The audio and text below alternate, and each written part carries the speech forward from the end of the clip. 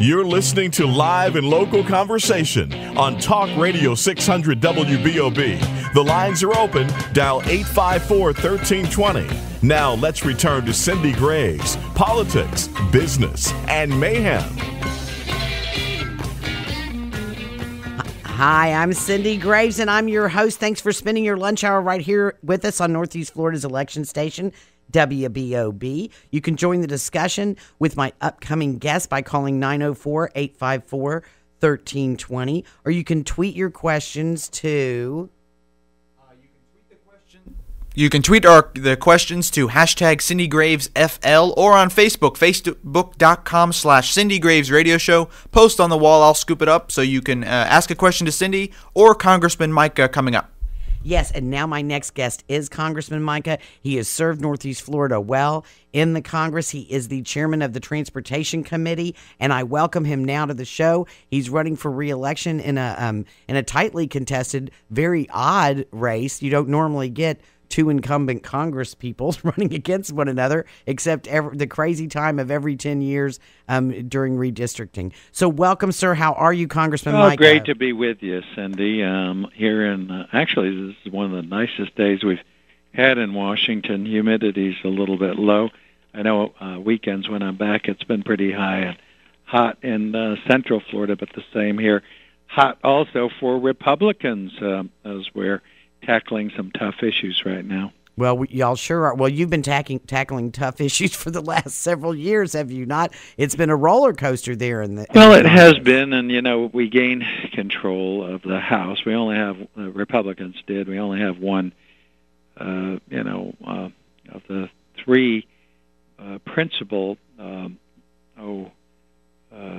says in all of this. The president has a lot of say and controls the executive branch. The Senate, of course, has a lot of say, too.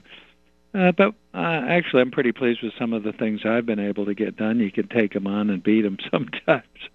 And I think the big thing is people are interested in jobs, moving the economy forward, and managed to get an FAA bill done without any earmarks, tax increases, or deficit spending, and just finished. Well, that's really unusual, isn't it? Yeah, 4 years the Democrats had control. They couldn't pass a bill. They did 17 extensions and left 8% of our economy just in limbo. It's kind of a sad commentary. And then we pivoted after that was signed by the president February 14th to a transportation bill. They control the House, the Senate, and the White House. Couldn't get it done. But we got that done also without earmarks. The last bill had 6,300 earmarks, not a single earmark, and also without deficit spending that was paid for and not dipping into the Treasury and using, funny money, borrowed money to pay for it. So, and then some pretty good reforms. We consolidated or eliminated 70 programs. I don't know when you've heard of anybody taking on that kind of reform today, and cut out a lot of the red tape that drives the cost and paperwork up on these projects that we're trying to get done. Well, you've been doing a great job, and I'll tell you, I read with interest a story that was written about you recently in the $105 billion transportation spending bill, and you quoted a famous American, and we downloaded this for you, Congressman Mica. There you go. Yeah. The press thought that was funny. I thought it was funny, too. It's something that everyone could certainly understand. Well, my Larry, son, the cable guy. Yeah, my son is always saying, "Dad, get her done," and I use that at the end of my speech. People, they want you to go up there and fight for them, and I'm not afraid to do that. I've taken on Harry Reid in the aviation bill, cut out his $3,700 ticket subsidies. We've taken on the bureaucrats and devolved a lot more power from Washington. Ray LaHood, that he's a Republican, but he's with the administration. He didn't like us taking power out of Washington and putting it with the states and locals that actually built these projects. So it took some heat, but we also got it done, and that's what the American people want us to do. They don't send us up there just to play games and the bicker and all of that. And I had some tough people to work with.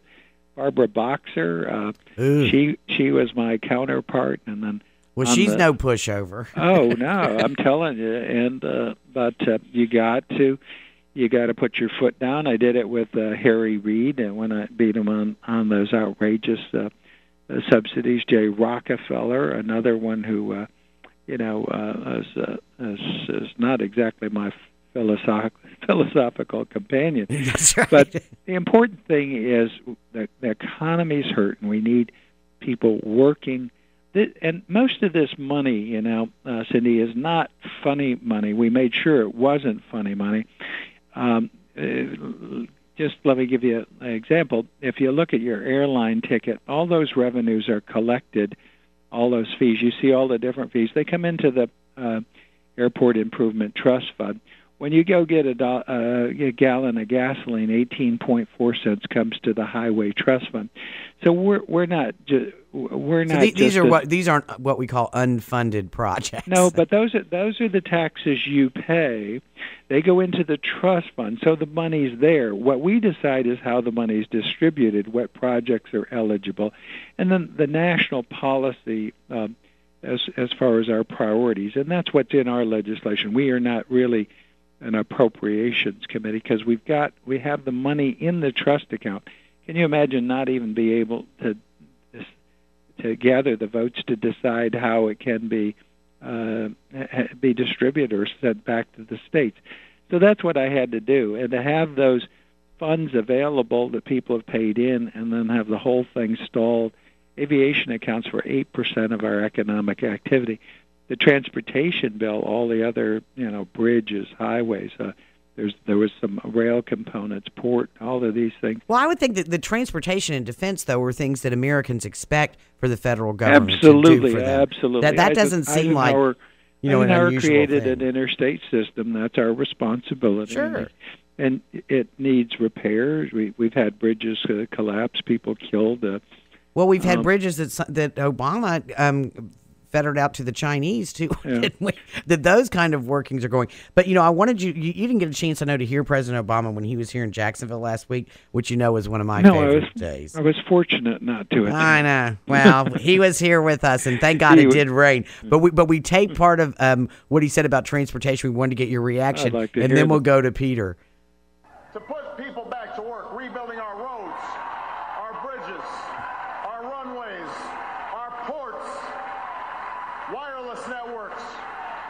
I want to create a Veterans Job Corps so we can put our returning heroes back to work as cops and firefighters in communities that need them. That's the America we want to build. That's the choice in this election, and that's why I'm running for a second term as President of the United States.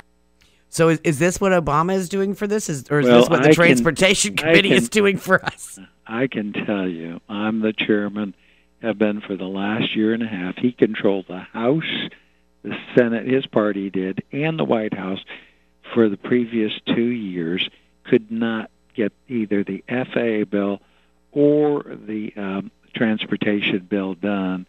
He had nothing to do. They never work with us. In fact, Ray LaHood, his own secretary, and he's a Republican, he even threw me under the bus, trying at several times to kill our efforts. So, well, and I Pelosi was pretty vocal about trying to kill your proposal. Yeah. I mean, all along and along. I mean, with her pulpit. Well, they don't like the power being taken from Washington. They don't like the consolidation or elimination of 70 of the programs. This is not in their way of thinking. They want bigger government, more control in Washington. I did hear him talk about a veterans job corps or something.